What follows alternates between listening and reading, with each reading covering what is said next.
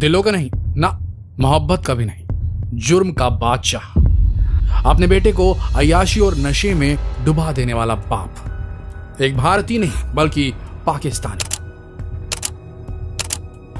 देश का सुपरस्टार शाहरुख खान पूरे इंटरनेट पर, यूट्यूब पर, फेसबुक पर, हर सोशल मीडिया प्लेटफॉर्म पे लगातार मीम्स चलाए जा रहे हैं, कमेंट्स आ रहे हैं, लोग पोस्ट कर रहे हैं कि इस देश को इस मुसलमान अभिनेता ने बर्बाद कर दिया है। इस देश के अंदर लव जिहाद का तार इसी मुस्लिम अभिनेता शाहरुख खान ने छेड़ा है। ये बातें बोली जा रही है, लगातार हो रहा है ये सब कुछ। कहा जा रहा है ऐसे भी वीडियोस अवेलेबल है यूट्यूब पे जिनमें ये दावे हो रहे हैं कि 10 साल के लिए शाहरुख खान जेल में था और उसकी करतूत जानकर आपके होश उड़ जाएंगे। शाहरुख खान पाकिस्तान को प्रायोजित करता है, उस तक चंदे पहुंचाता है, ये तक कहा जा रहा है, ये तक दावे किए जा रहे हैं। लगातार आर्यन खान जो कि शाहरुख खान के बेटे हैं, जो अभी टीनेज को तोड़कर अपने अडल्टहुड की दहलीज पर कदम रखा है जिन्होंने, उन पर लगातार लांछन लगाया जा रहा है। क्या सच है क्या झूठ है कहना बहुत मुश्किल है, लाइन बहुत महीन है, समझ में कुछ नहीं आ रहा है। शाहरुख खान ने जेल की हवा खाई इसीलिए बेटे ने भी खाई, ये भी बातें कही जा रही है। इसमें कितनी सच्चाई है आज इस वीडियो में आप समझेंगे। हम और आप पड़ताल करेंगे, समझेंगे कि शाहरुख खान को जितनी इज्जत बख्शी गई है भारतीय जनता के द्वारा, भारतीय दर्शकों के द्वारा, क्या वो उसके हकदार हैं या नहीं। क्या जो ये बार बार कहा जाता है कि शाहरुख एक गरीब फैमिली से हैं, सेल्फ मेड एक्टर है, सेल्फ मेड सुपरस्टार है, क्या ये बात पूरी तरीके से गलत है? क्या शाहरुख वाकई में एक बहुत ही अमीर घराने को बिलोंग करते हैं? और क्या जो बोला जाता है कि उनका कोई गॉडफादर नहीं था, उनका एक बहुत बड़ा हिंदू गॉडफादर था जिसके चलते उन्हें ब्रेक मिला?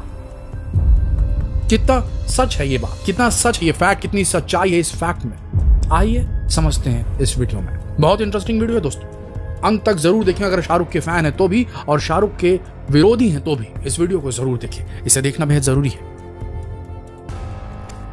देखिए, सबसे पहले कुछ नेगेटिव बातें जो सच है या जिनके फैक्ट्स इंटरनेट पे अवेलेबल हैं और शायद इनमें कुछ सच्चाई भी है।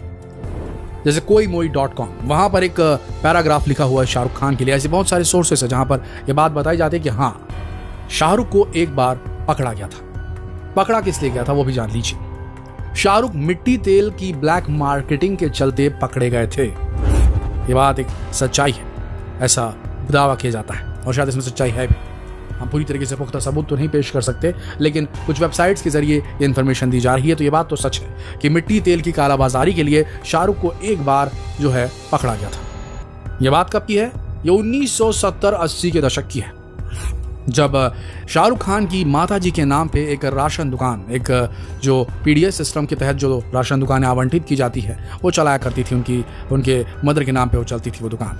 और वहाँ पर एज यूजुअल जैसे कि होता है हमारे देश में राशन की दुकानों में कालाबाजारी हो रही थी मिट्टी के तेल की। दिल्ली में उस वक्त रेड पड़ी और रेड पड़ने के उस दौरान ही ऐसा कुछ हुआ था कि इनके पिता की मृत्यु हो गई थी शाहरुख खान की, और उनकी माता ने इनका नाम ट्रांसफर कर दिया था राशन की उस दुकान के नाम पर। और उसी दौरान पकड़े गए थे शाहरुख खान और उसके बाद उन्हें बेल भी तुरंत मिल गई थी इस मामले में, मिट्टी तेल की कालाबाजारी की। लेकिन इस बात को इस तरीके से दिखाया जा रहा है यूट्यूब पर और बहुत सारे प्लेटफॉर्म्स पे कि शाहरुख खान को 10 साल की जेल हुई थी और वो ये काम करते हुए पकड़े गए थे, ये वगैरह वगैरह, पता नहीं क्या क्या, काफी सारी नेगेटिव चीजें फैलाई जा रही हैं। अब आते हैं दूसरे नेगेटिव फैक्ट पर जो कुछ हद तक सही भी है। बताया जाता है कि शाहरुख खान एक सेल्फ मेड सुपरस्टार है। कितनी सच्चाई है इसमें? कुछ फैक्ट तो हैं जो इस बात के अगेंस्ट जाते हैं कि शाहरुख खान पूरी तरीके से सेल्फ मेड नहीं है। आइए समझते हैं कौन से हैं वो फैक्ट्स जो कुछ हद तक रियल हैं। देखिए, राज कपूर अपने प्रोडक्शन के तहत एक टीवी सीरियल बनाना चाहते थे। राज कपूर का नाम किसे नहीं पता, हर कोई जानता है, the showman of India, the real showman of India.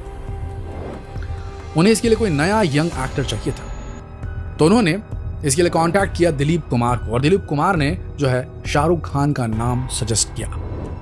ये बात किसी से छिपी नहीं है कि शाहरुख खान का घर पाकिस्तान में भी है, पाकिस्तान को बिलोंग करते थे उनके फादर, और वहां से वो यहाँ आए हुए थे। और ऐसे ही कुछ यूसुफ मियाँ के साथ भी है दिलीप कुमार साहब, उनका भी जो पैट्रियार्किक जो होम था वो पाकिस्तान में था, तो उसी रिलेशन के चलते शाहरुख को काम मिला था फौजी में, ऐसा बताया जाता है, ऐसे दावे किए जाते हैं। लेकिन एक बात आप समझ के चलिए दोस्तों, एक बहुत बड़ा शोमैन, जिसे अच्छे बुरे नफे नुकसान का ऐसा प्रोड्यूसर जिसने अपनी पूरी जिंदगी की कमाई एक बड़ी पिक्चर मेरा नाम जोकर में लगा दी थी। उसके बाद उन्हें बहुत झटका महसूस किया था, पूरे आर के प्रोडक्शन को इतना बड़ा झटका लग गया था। क्या वो अगर कोई एक टीवी सीरियल प्रोड्यूस करेंगे तो क्या वो रिस्क लेंगे किसी नॉन टैलेंटेड एक्टर के ऊपर, सिर्फ किसी के सजेशन पर कि चल यार तू बोल रहा है, मेरा दोस्त है तो मैं इसे रख लेता हूँ काम पे। आप खुद सोच के देखिए। और फौजी में शाहरुख को सराहा भी बहुत किया था। तो एक तरफ तो ये बात सच है कि हाँ, उस समय मेंटरशिप मिली थी शाहरुख खान को दिलीप कुमार और राज कपूर की तरफ से, लेकिन वो उनके टैलेंट को देखकर ही दी गई थी।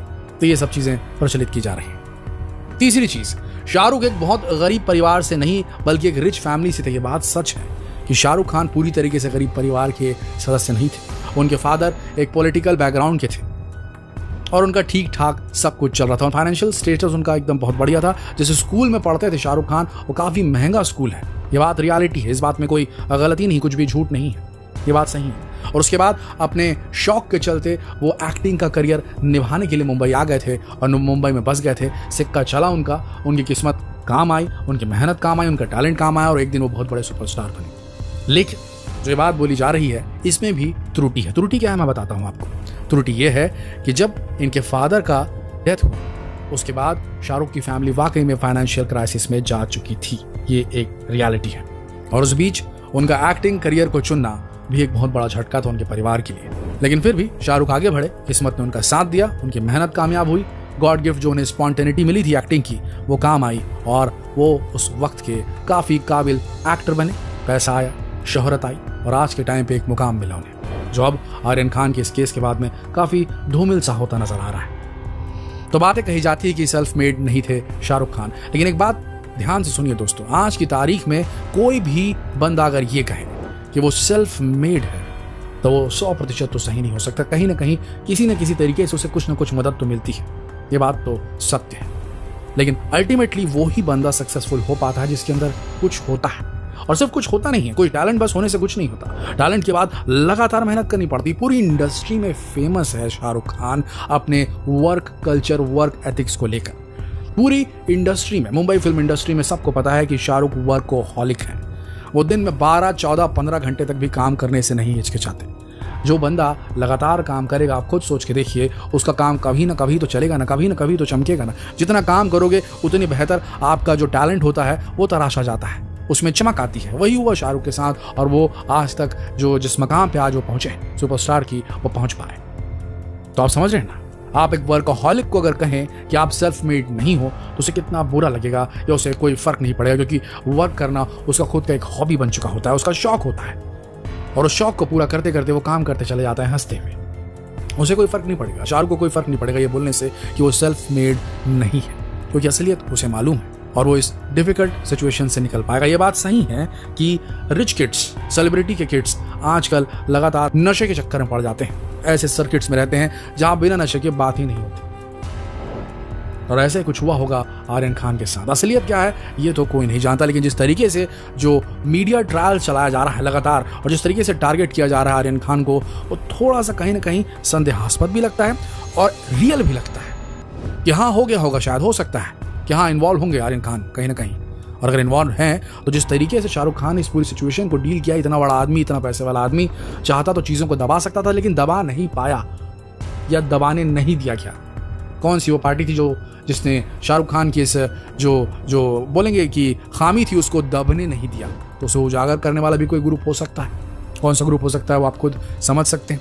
अगर वो ग्रुप नहीं थे और ये सब कुछ एकदम स्वतः ही हुआ और शाहरुख खान ने कोशिश भी नहीं की इस चीज़ को दबाने की, तो फिर ये उस बंदे का बड़प्पन भी हो सकता है दोस्तों। जिस तरीके से उसका बेटा इतने दिनों तक जेल में था और वो कुछ नहीं कर पाया, बिल्कुल साफ तरीके से हैंडल किया सिचुएशन को। बैक स्टेज क्या हुआ हम तो नहीं कह सकते, लेकिन दिखता सामने से ऐसा ही है कि शाहरुख खान जो भी बैक स्टेज से कर रहे थे वो काम नहीं आ रहा था, क्योंकि उनका बेटा जेल में था। जब इतना बड़ा सेलिब्रिटी अपने बेटे का इतना बड़ा ट्रायल होने देता है, मीडिया में ट्रायल होने देता है चारों तरफ से, तो सोच के देखिए उस आदमी का बड़प्पन कितना है। अब आने वाला टाइम बताएगा कि वो इस पूरे प्रकरण पर कैसे अपनी प्रतिक्रिया देते हैं, गरिमापूर्ण प्रतिक्रिया देते हैं या बदले वाली जो रिएक्शन है वो निकालते हैं। अगर वो गरिमापूर्ण देते हैं तो हमारे हिसाब से तो बहुत ही सही करेंगे वो, अगर गलती हुई है तो उसकी सजा मिलनी चाहिए और सजा मिल चुकी है। सजा अगर मिल चुकी है तो जिस तरीके से दूसरे कैदी बाइज्जत बरी होते हैं, बाइज्जत बरी खुद आर्यन खान को भी होना चाहिए और खुद सुपरस्टार शाहरुख खान की जो फेम है उसको भी बाइज्जत बरी कर दिया जाना चाहिए। हमें नहीं लगता कि किसी और की गलती का जो ठीकरा है वो किसी और पे फोड़ा जाना चाहिए। दो अलग अलग इंडिविजुअल होते हैं, बाप और बेटा, तो बेटे की गलती बाप के सिर पर नहीं आनी चाहिए और बाप की गलती बेटे के सिर पर नहीं आनी चाहिए। आपका क्या कहना है? क्या जिस तरीके से ट्रायल किया जा रहा है शाहरुख खान का लगातार मीडिया में, जिस तरीके से आर्यन खान को बदनाम किया जा रहा है, जिस तरीके से उसकी एक एक चीज़ को माइक्रोस्कोपिकली रख के गलत इन्फॉर्मेशन पास आउट की जा रही है, क्या ये सही है? क्या ये गरिमापूर्ण है किसी के लिए भी करना? आप ज़रूर बताएं। आप चाहे किसी भी कास्ट के हों, किसी भी धर्म के हों, लेकिन किसी को भी किसी तरीके से टारगेट करना हमारे हिसाब से बिल्कुल गलत है। ये भारत की परंपरा के खिलाफ है। आपका क्या कहना है कमेंट सेक्शन में ज़रूर लिखिएगा और जितना हो सके इस सवाल को पूछने के लिए इस वीडियो को शेयर करना ना भूलें, फेसबुक पर, व्हाट्सएप पर, यूट्यूब पर। कल फिर मिलेंगे एक और दिलचस्प एंगल वाले वीडियो के साथ। तब तक के लिए आप सबका इस वीडियो के अंत तक बने रहने के लिए दिल से धन्यवाद।